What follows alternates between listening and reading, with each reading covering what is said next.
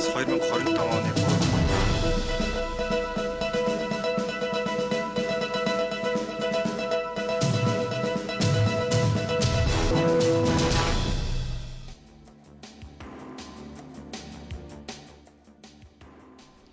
Үдгчтэй ярилцсан хөтөлбөрийн дараагийн зочин улсын их хурлын гишүүн Батнайрамдал. За, энэ 7 хоногт оюутлогын талаар мэдээлэл хийгээд бидний нөгөө байн анхаарлын төвдөө эргэж оруулж ирдэг оюутлогын асуудал маань таны хийсэн мэдээллээр ирхэн олонний анхааралд орж ирлээ тийм үү? Өөрөөр хэлбэл та ерөнхий сайдад хандаж асуулт тавилаа. За, ямар үр дүн хүлээж авлаа хоёлаа эндээс? Яг оюутлогын асуудал одоо олон жил бас хилам дагуулж ирсэн. Тэгэхээр яг энэ цаг үетэй холбоотойгоор асуулт тавих зайлшгүй шаардлага үүсэж байна гэж харж байгаа. Яг тэгэхээр оюутлогын бүлэг ордыг аваад үзэх юм бол үндсэн 5 одоо ашиглалтын тусгай зөвшөөрөл байдаг. За энэ бол яг нөгөө том орд дутаа тийм. За түүний 2 нь одоо жавхланд шивэ толгой гэсэн 2 орд бол Ontre Resource гэдэг одоо Канадын хөрөнгөний биржтэй бүртгэлтэй компани одоо мэдлэлт байдаг л та. Тэгээд тэр оюутлогоотой хамтарсан компани хүрээнд. Тэгэхээр дөнгөж саяхан 2022 оны 2024 оны 12 сард буюу яг 4 сарын өмнө Канадын Ванкуверийн арбитрийн шүүхтэр нэг шийдвэр гарсан. За тэр шийдвэр дээр юу гэсэн бэ гэхээр одоо Ontre компанид одоо оюутлогоо хоёрын хооронд байгуулсан хамтын ажиллагааны гэрээ энэ бүр 2004 онд байгуулсан гэрээ байдаг. Тэгэхээр энэ гэрээг эцэслэн одоо батлах, албажуулах одоо үүргийг бол өгсөн байдаг. Тэгэхээр энэ юу гэсэн үг вэ гэхээр яг оюутлогоон тэр бүлэг ордын одоо 5 лицензийн тэр Ontre-ийн эзэмшил 2 лиценз дээр нийт нөөцийн 30% хамаардаг гэсэн үг байна. 30% нэлээд том байгаа. Тэгээ энэ магадгүй тайлбарлахад илүү амарх. Энэ ингээд Ontre-ийн вебсайтн дээр байгаа мэдээлэл. Тэгэхээр энэ дунд нь бол ингээд оюутлогоон эзэмшил. За энд бол нөгөө оюутлогоон том орд байна. Өдөр. За тэгээд энэ хоёр хажуу талд байгаа яг энэ ордын маань үргэлжлэл энэ 1 2 гэдэг өнгөтөр байгаа. Энд одоо Ontre-ийг эзэмшил гэсэн үг байна. Тэгэхээр чинь бүлэг ордын хувьд стратегийн ажил бүлгийн ордын хувьд бол нэлээд том 30 орчим хувийг нь энэ Ontre компани эзэмшилтээр энэ хамтарсан компани гэрээгээр явдаг гэсэн үг. Гэтэл энэ гэрээ албачихгүй явсаар хагаад сая арбитрийн шүүхтэр албажуулаа гэсэн одоо үүрэг даалгавар аваад оюутлогоо сая 2 сард энэ гэрээг албажуулсан байна л да. Тэгэхээр энэ дээр хамгийн гол нь стратегийн ач холбогдол бүхий ордын хүрээнд Монгол улсын хувь эзэмшил энэ ашиглалтын тусгай зөвшөөрлийн баялаг дээр нөөц дээр юу байх вэ? Энэ өөрөө одоо хүртэл тодорхойгүй явж ирж байгаа асуулт юм гэсэн үг. 2009 онд байгуулагдсан хөрөнгө оруулалтын гэрээнд энэ тавдарсан компани 2 лиценз дээр оногдох баялаг орох уугүй юу гэдэг нь одоо хүртэл маргаантай. Одоо хүртэл ер нь бол тийм тодорхойгүй явж ирсэн гэж юу? Тодорхойгүй явж ирсэн гэсэн үг. За миний үзэж байгаагаар бол 2009 оны хөрөнгө оруулалтын гэрээнд одоо тооцогдохгүй тий. Тэгэхээр энэ тусдаа гэсэн үг. Тэгэхээр яг энэ оюутлогоо нэгсэндээ тэр Ontre гэдэг 2 компани хамтын гэрээ нь юу гэдэг вэ гэхээр энэ ашиглалтыг тий энэ хүдрээс гарч байгаа ашигынхаа одоо хувийг одоо за 70 30 20 80 гэсэн хуваар одоо хуваана гэсэн гэрээ байдаг. Нэгсэндээ Ontre бол одоо Канадын хөрөнгөний бирж төр бүртгэлтэй боловч нэгсэнд үйл ажиллагаа явуулдаг зүгээр л хувь эзэмшдэг. Тэр компани одоо тэр 2 тусгай зөвшөөрөл дээр эзэмшиж байгаа бүлэг ордын ашигын 20-30% аавна гэсэн үг. Гэтэл энэ стратегийн ач холбогдлын орд мөн үү? Энэ дээр бол тэгэхээр Монгол улсын үндсэн хуулийн 6-гийн 2 ашиг нутагтлын тухай хуулийн 5-3-аас 5-5-ын заалтан дээрх хэрэгжүүлэхийн тулд бид нар ямар хувь ямар байдлаар эзэмших вэ? Хөрөнгө оруулалтын гэрээнд хамаарах үгүй гэдэг асуултыг маш ойлгомжтой болгох хэрэгтэй. Энийг та ерхий сайдаас асуугаад Монгол Улсын засгийн газар албан ёсны тайлбар өгнө. Тий. Тэгэхээр хугацаа бол яг хуулийн хугацаагаар бол 15 хоног байдаг. 15 хоног дотор багтааж асуултын хариулт авах хэрэгтэй. За авсныхаа дараа бол байнгын хэлдэг. Та ямар хариулт хүлээж байна? Энэ дээр засгийн газар одоо Монгол Улсын засгийн газар оюутлогоотой мэдээж хэд хэдэн асуудлаар хилцээр бол үргэлжилж байгаа. Гэхдээ энэ хилцээртэй хамгийн гол нь энэ Ontre-гийн асуудлыг оруулж байгаа юу? Монголын талын эзэмших хувь юм уу, амнат юм уу, ямар нэгэн байдлаар одоо сая Ороногийн гэрээ шиг ч юм уу те орж байгаа юу гэдгийг одоо нэгсэнд бол авлах хэрэгтэй. Энэ өөрөө одоо хилцээрийн гол асуудлын нэг бол мөн байх хэрэгтэй. Энэ ер нь олон нийтийн анхааралд орох хэрэгтэй юм байна. Ард түмэн энэ талаар мэдээлэлтэй бөгөөд яг тодорхой болох хэрэгтэй юм байна хариулт. Бид нар оюутлогын талаар маш олон янзаар ярьдаг боловч яг энэ Ontre-гийн асуудлыг үнэ хэлэхэд одоо хүртэл хаягдаж ирсэн. Тэр 20 жил хаягдсан байна. Оюутлогоотой хийсэн гэрээ нь хүртэл одоо хүртэл хүчин төгөл төр биш жим шиг явж ирсэн гэсэн үг байхгүй. Тэгэхээр арбитрийн шүүхээр бол одоо ингээд дөнгөж 2 сарын өмнө л хүчинтэй. Арбитрийн шүүхэд хандсан тал нь хандсан тал нь бол onshore source те. Нэгсэндээ Канадын тал оюу толгойдоо хандаад энэ гэрийг хүчинтэй болгоё, албажуулъя. За тэгээд оюу толгой энэ төслийн менежер нь байх ёстой гэсэн зарчмыг бол тавьсан байна. За тэгвэл энэ сэдвэр тун утахгүй олон нийтэд хариулт авах. засгийн газар хариулт өгнө. Үүнээс гадна угаасаа ингээд нэг оюу толгойн татврын асуудлыг ч ярьсан маш олон асуудлыг ингээд яриад идэг, хилцээр хийгээд идэг нэг тийм дөрвтэй үр дүнд төрдөг. Тухайлбал татврын асуудал хамгийн чухал. Монгол улсын татварт хэр хэмжээний мөнгө төлж чинь ямар хариуцлага хүлээж чинь гэдгийг тийм үү. За тэгэхээр энэ талаар танд бас тодорхой мэдээлэл байна уу? Энэ хилцээрт бид та ч бас засгийн газар тахта дид сайд тахта өөрөө хилцээрт орж исэн юм шүү дээ. Тийм. Тэгэхээр оюу толгойн татврын маргаан гэж бид хүн нэлээд олон жил ярьж байна. Ер нь бол 13 оноос одоо хойш 13-аас 15 дахиад 16-аас 18 тэгээ 19-с 20 онд нэгсэндээ татврын одоо нөхөн төлбөр алданг торгуйл Монголын хоёулаа татварыг хоёр янзаар яриа. Би бас сурвалжлагч тоймч байхдаа оюутлогоо компанийг одоо үүсгэн байгуулсан компаниуд нь тийм үү? Хувь эзэмшдэг компаниуд нөгөө офшор бүсүүдэд үүсгэн байгуулагчаад давхар татвараас давхар татвар авахгүй байх Монгол улсын хуулийг ашиглаад татвар төлөхгүй энэ хамаг мөнгө Монголоос урсаад байна. Нэг хоёрдугаарт Монгол улсын татврын системээр тийм үү нөгөө хууль гэрээ байгаа шүү дээ. Гэрээнийхээ заалтыг хэрэгжүүлэхэд нөгөө яагаад нэг банк Монголын банк санхугаар мөнгөнд дамжуулдаг татвараа өгдөг. Зөвхөн татвар дээр маш олон асуудлууд байгаа. Юунаас эхэлдэг вэ гэхээр яг таны хэлж байгаа тэр одоо үндэстэн дамсан татвараас зайлсхийх арга нь давхар татварын гэрээгээр дамжуулж одоо transfer pricing буюу те олон улсын үн шилжилтийн механизмыг ашигладаг. Тэгэхээр энэ яг Монгол тусаад яг оюу толгойн толгой компани чинь Нидерландад байршилтай байлаа шүү дээ. Нидерландад хоосон хөнгөө офис нэгсэнтэй бүртгэлтэй байсан гэсэн үг. Энийг Монгол улсын тухайд улсын хурл бол 2012 оны 11 сард хүчингү болгож ирсэн байл. Нидерланд улстай байгуулсан татвар. Энэ бол олон улсад өөрөө мэдээ үйлс гарч ирсэн. Тэр үед тухайн үед яг Монгол улсын засгийн газрын одоо улсын хурлын гаргасан шийдвэр байсан л та. Энэ бол олон улсад бас нэлээд дуйлан тарьжсэн л та. Тэгэхээр энэ бол өөрөө зөв шийдвэр байсан. Яг тэгэхээр энэ давхар татварын гэрээг цуцснараа энэ олон улсын үн шилжилтийн механизмээр одоо нэгсэн одоо татвараас зайлсхийх асуудал те одоо нэгсэндээ эрсдлийг нь бууруулчихсан гэсэн үг байхгүй. Ийм учраас бид нэр татварын маргаан үүсгэх эрх нь үүссэн гэсэн үг. Тэгэхээр нийт татварын маргааныг одоо сүүлийн бараг 7-8 жилээр аваад үзэх юм бол 1.3 их найд төгрөгийн татварыг Монгол улсын одоо татварын ерөнхий газраас оюу толгойд ногдуулсан. За дөнгөж одоо бас дахиад 4 сарын өмнө Австралийн одоо Financial Review гэдэг одоо нэр хүнд бүхий сэтгүүл дээр гарсан мэдээллийг би одоо их сурвалжаар авч байна л да. Оюут Rio Tinto Монгол улсын засгийн газар 295 сая Америк долларын буюу 814 тэрбум төгрөгийн татварын одоо өрийг нь дарья гэсэн санал тавьсан байна. Тэгэхээр Монгол улсын засгийн газрын тавьсан одоо алданг торгуйл бол 1.3 гих найд. Тэгэхээр энэ хооронд бас ямар зөрүү байгаа. Тэгэхээр энийг Монгол улсын засгийн газар шийдсэн үү? Шийдлийг нь юу гэж гаргаж байгаа вэ гэсэн асуултыг бас тавьсан байна л да.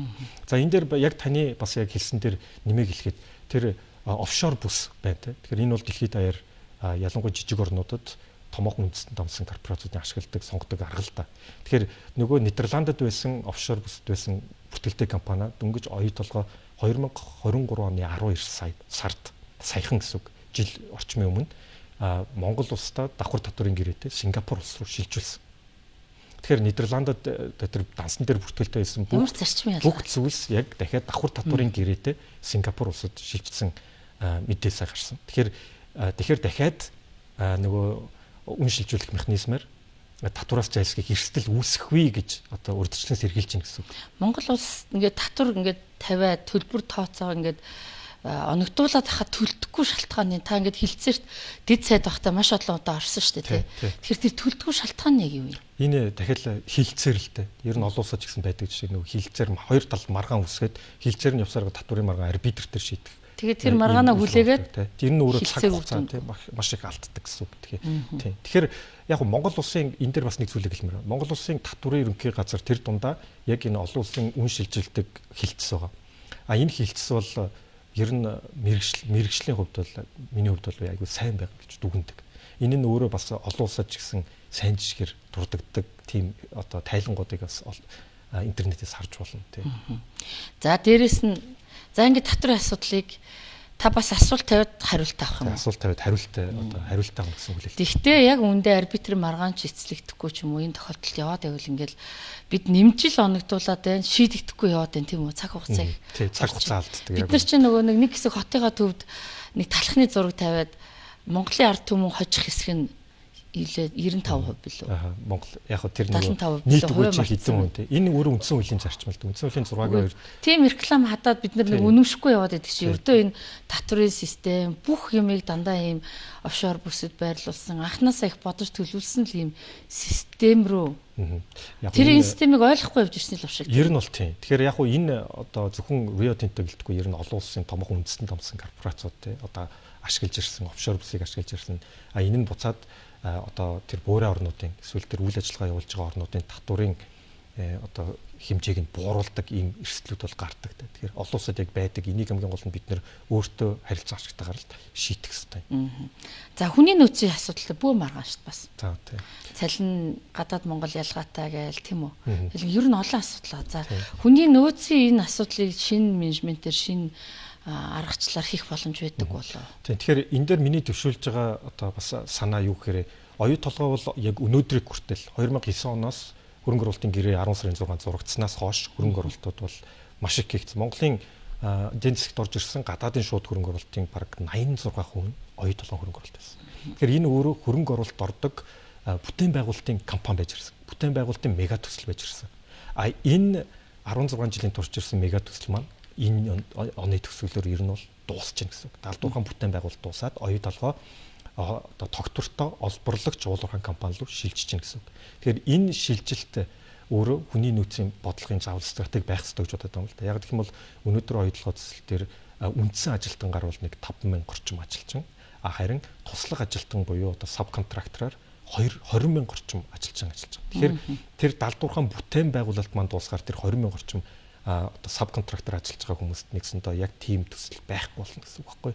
Тэгэхээр тэр 20,000 ажилчин тэр их үйлсэн хүний нөөц ур чадварыг Монгол улс хэрхэн зөв хуваарлаж ашиглахгүй гэдэг тал дээр хүний нөөцийн шилжилтийн бодлого заавал гаргах хэрэгтэй. За, маш чухал нэг асуулт. Нойлол өнгөрсөн онд байсан санагдаад байгаа юм. Монгол улсад байгаа стратеги орд болгон Монголынхаа хөрөнгийн бирж дээр нээлттэй хувьцаа гаргана, IPO хийнэ гэдэг нэг хуулийн заалт орсон. Энд оюутлогоо төсөл энд хамаарагддсан юм уу? Уг нь бидний хамгийн чухал стратеги орд мөнөөс мөн. Тэгээд ингээд Монгол улсад хүчин төгөлдөр одоо ялангуяа тэрнээс болоод маш олон бусад уулуурхаа Монгол эзэнтэй жишээлбэл Макч гэдэг энэ компаниуд ингээд хилцээрт ороод эхэлсэн байлээ. Яаж листэд болох уу, яах уу, их үгээ тийм үү. Гэтэл оюу толгой дээр энэ асуудал огт сонсогдохгүй. Энэ та энэ санаа зовж гэнэ үү? Энийг бид шахаж шаардах хэрэг байгаа юу? Тэгэхээр энэ ашигт малтамжлалын тухай хуулийн 5-6 дээр бол маш ойлгомжтой заалт байдаг юм л та. Энэ бол бас олон жил явж ирсэн заалт юм. Тэр 10%, 10-аас доошгүй Монголын хөрөнгийн бирж дээр арилжаал нээлттэй компани болгож арилжаална гэсэн. Бид нар 12 онд л энэ сэдвийг сурвалжлаа явж байгаа. Хууль нь байгаа хэрэгжихгүй яг үнэ. Тэгэхээр тэр дотроос төрийн өмчит компаниуд, төрийн өмчит болон төрийн өмчийн оролцоотой компаниуд дотроос оюу толгой өөрөө манлайлаад Монголын хөрөнгийн бирж дээр хувьцаагаа нээлттэй арилжаалах хэрэгтэй гэж үзэж байгаа. Энэ бол магадгүй хин хиндэ ашигтай яг үнэглэхэд олон нийтэд нээлттэй болох маш том алхам гэж үзэж байгаа. Яг тэгэхээр оюу толгой бол одоо толгой компани Turquoise Hill гэдэг Канадын болон Америкийн хөрөнгийн бирждээр нээлттэй арилжаалагдаг компани байсан. Нэгсэнтэй Америкийн болон Канадын дэлхийн хөрөнгө оруулагчид хувьцаа эзэмшигчид ашиг нь хүртээвчихсэн. 2022 онд Rio Tinto компани Turquoise Hill гэдэг нээлттэй компани хувьцааг бүгдийг худалдаж авснараа хаалттай компани болсон. Тэгэхээр эндээс хойш бол нээлт мэдээллийн тэнцвэргүй байдал бол нэлээд үүссэн гэж ойлгож байна. Тэгэхээр энийг хамгаалах хүрээнд нэгсэндээ бас олон нийтэд одоо монголчуудад хувьцаанаас тэр ашгаа хүртэх боломж олгох хүрээнд бас сайн засаглалыг хэрэгжүүлэх хүрээнд бол Монголын хөрөнгийн бирж тэр магадгүй оюу толгой хамгийн түрүүнд одоо хувьцаагаа нээлттэй болгож арилжаалагдах хэрэгтэй. Тэгхийн бол бусад компаниуд ч гэсэн энэ жишгийг дагаа явах болов гэж бодож байгаа юм л да. Хууль нь байгаад идэг. Тэгээд их хурлч нь одоо ийм болцсон шүү дээ. Хяналтын тухай хууль илүү илээ. Гаргасан хуулиа хэрэгжиж байгааг ингээ шалгаа сонсгол мосгол явуулаа. Ийм механизм байх хийхгүй мөө ч юм уу та санаачгүй.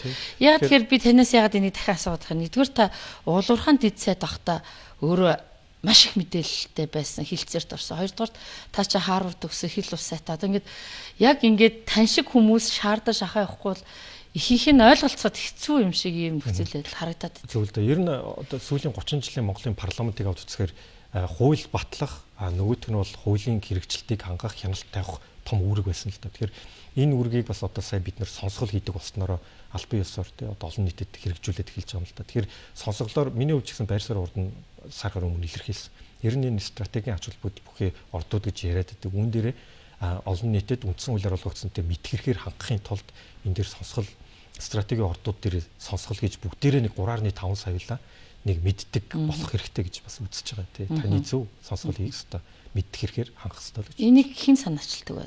Энийг улсын хурлаас. Та өөрөө санаачлах уу? Болох байх шүү. Тэг болох байх гişүний үед санаачилж болох байх. Яг би ингэж бодоод байна. Ерхий сайдаас асуугаад өнгөрмөөргүй байна. Зөв. Ямар нэг хариулт ирнэ. Тэгтээ одоо ямар нэгэн байдлаар давгдшгүй хүчин зүйл ч юм уу тэгээ хилцээрт орж ийна.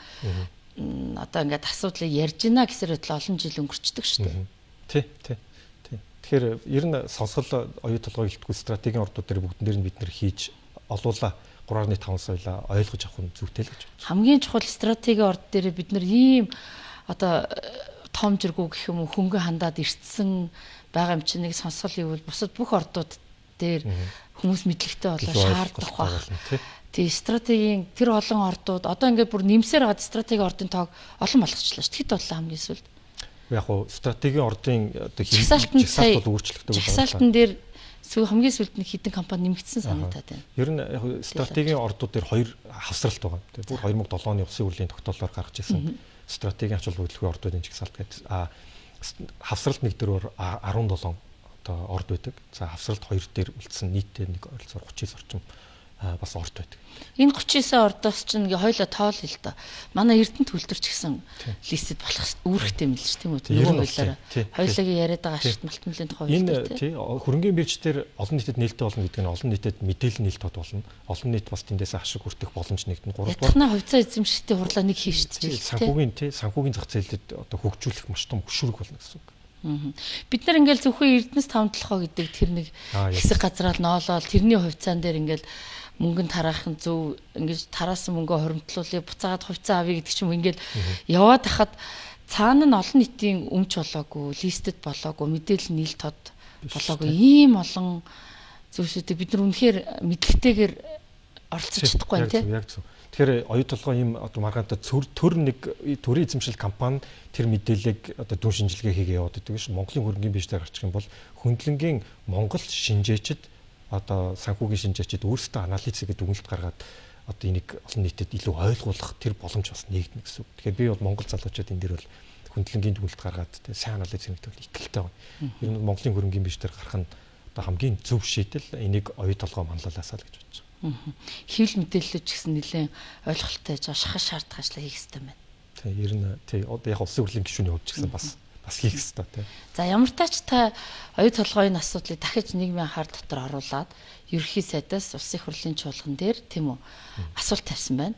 За хариултаа та 2-7 хоногийн дотор авах юм байна. Мэдээж олонний анхааралд энэ дээр төвлөрнө гэж бодож байна. Дараа нь гол нь энэ яригдаад байгаа асуудлыг бид нар чи утааг 3 сар яриад мартдаг шиг оюу толгойгоо хэсэг шугж байгаа мартдаг шиг л байхгүй байгаасай. Тийм үү. Тэгэхээр яг засгийн газар одоо явж байгаа хилцээрээ одоо бас яаралт ороод яг гэвэл биднийг бас хүлээхгүй л дээ. Сая одоо гадаадын зах зээл дээр арбитрийн шийдвэр ингээд одоо гадаадын оролцогч талууд хоорондоо зөвшөлдсөд хилцээрээ хийгээ яваад байна. Тэгэхээр Монгол эндээс бас хоцорж болохгүй. Монголын тал ойлгомжтой үндсэн хуулийнхаа олгогдсон эрхийн хүрээнд одоо хувь одоо эсвэл эзэмшлээтэй ойлгомжтой болгоод явах нь хийгэндээ урт хугацаанд одоо зайлшгүй шаардлагатай л гэж бодож байна. За баярлалаа. Ингээд таны асуултын хариултууд ирсэн цагт хэвлэл олон нийтээс анхаарал хандуулж байгаа үед хоёлоо дахиж ярилцсан. За тэгэлгүй. За урилга хүлээж авч хүрэлцэрсэн баярлалаа. Таварсанд баярлалаа.